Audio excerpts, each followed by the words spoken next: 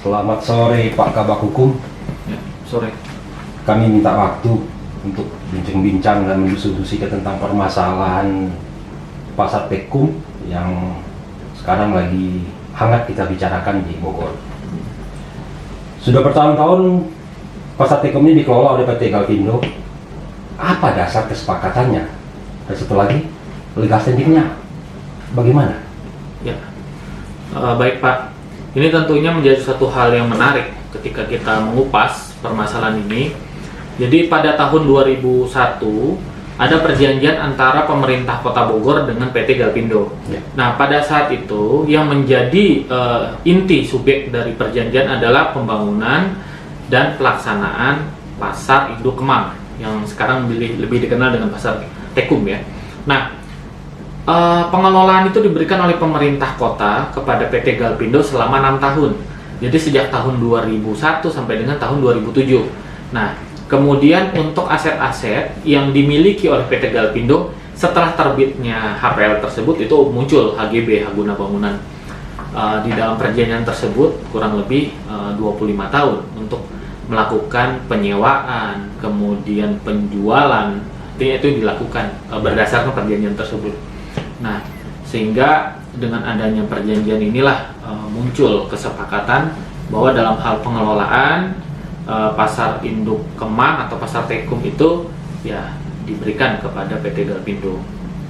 Itu yang menjadi kesepakatan. Kesepakatannya. Iya. Iya, kami lihat satu potensi kerugian yang sedemikian besar. Kenapa didiamkan oleh pihak Pemkot? Iya. Pak Kabak. Ya, memang ini permasalahan seharusnya kalau merujuk kepada perjanjian itu harusnya tahun 2007 pengelolaan sudah diserahkan kepada pemerintah kota. 2007 ya? Ya, 2007. Tetapi pada saat itu tidak dilakukan pengelolaan karena PT Galpindo waktu itu beranggapan bahwa aset-aset yang seharusnya mereka jual, mereka sewakan itu belum seluruhnya. Sehingga yang saya dapatkan dari beberapa catatan itu juga disampaikan oleh direktur, itu yang menjadi akhirnya berlarut-larut sampai dengan beberapa tahun.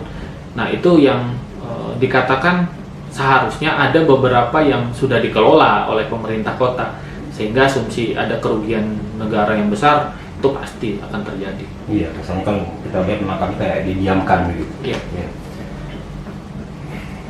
Dan satu lagi, berhubung dengan pertanyaan tadi yang sebelumnya, kenapa Pemkot terkesan abai dengan dugaan potensi kerugian ini? Iya, karena mungkin ya ini pasar kan bukan hanya Pasar Induk Kemang saja, masih banyak pasar-pasar, kurang lebih ada 12 pasar yang dikelola oleh pemerintah di tahun-tahun tersebut gitu ya.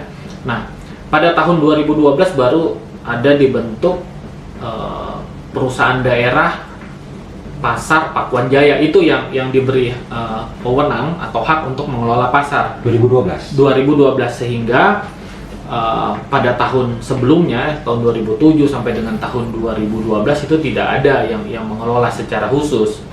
Dinas-dinas pada waktu itu mungkin kurang fokus sehingga diabaikan atau lebih banyak mengelola pasar-pasar yang lain ketimbang Pasar Induk Kemang yang pada saat itu masih potensinya tidak sebesar seperti ini, saya rasa.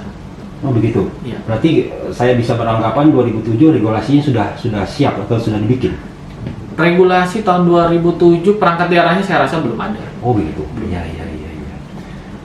Konon kabar Pasar TU Kemang ini banyak dikuasai mafia. Ini satu pertanyaan yang banyak tersimpan di pikiran para pengamat dan masyarakat, Pak Kabak. Bagaimana menurut Pak Kabak? Iya. Kalau kita lakukan pemetaan terhadap Pasar Induk Kemang saat ini, setelah PT Galpindo menjual, menyewakan, atau memberikan ruko-ruko atau lapak yang kemudian itu dimanfaatkan oleh pihak-pihak lain, tentunya kan semakin banyak pihak di luar daripada PT Galpindo yang mereka menggunakan aturan tersendiri tanpa aturan yang harus dilaksanakan sebagaimana mestinya. Nah, pemerintah pada saat itu saya rasa tidak melakukan tindakan apapun karena dianggap ini masih bermasalah gitu ya. Pada tahun 2018 kemudian masuklah Perumda Pasar untuk mengelola parkir. Dan sampai saat ini ya PT Galpindo justru malah menggugat dari Perumda Pasar tersebut gitu kan. Padahal harusnya kita yang menggugat ya. Harusnya kita. Nah, itu pengelolaan ini jadi kayaknya sudah salah kaprah gitu. Dan sampai saat ini putusan banding sudah dimenangkan, artinya mengembalikan harusnya pengelolaan kepada pemerintah kota.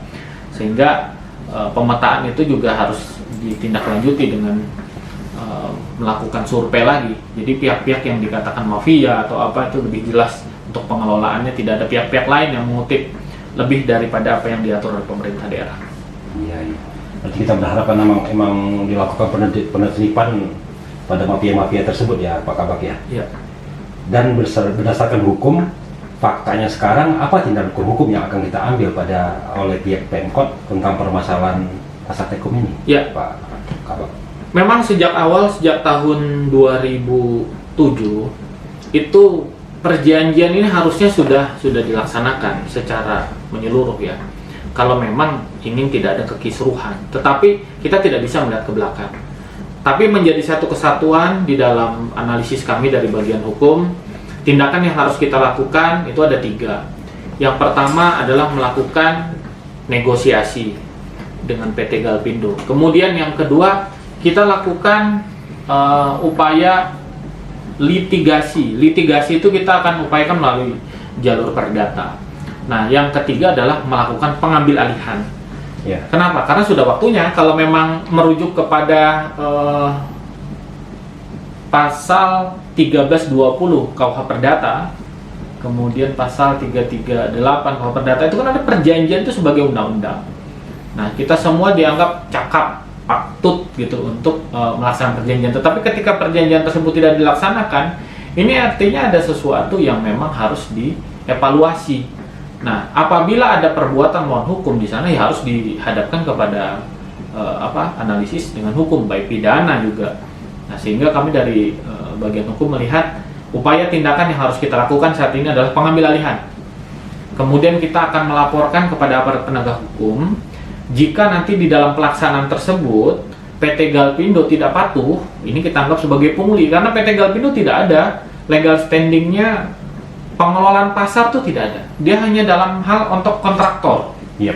Jadi pembangunan saja dari konstruksi tersebut, tetapi untuk pengelolaan tersendiri itu tidak ada. Sehingga ini yang harus dikembalikan marwahnya.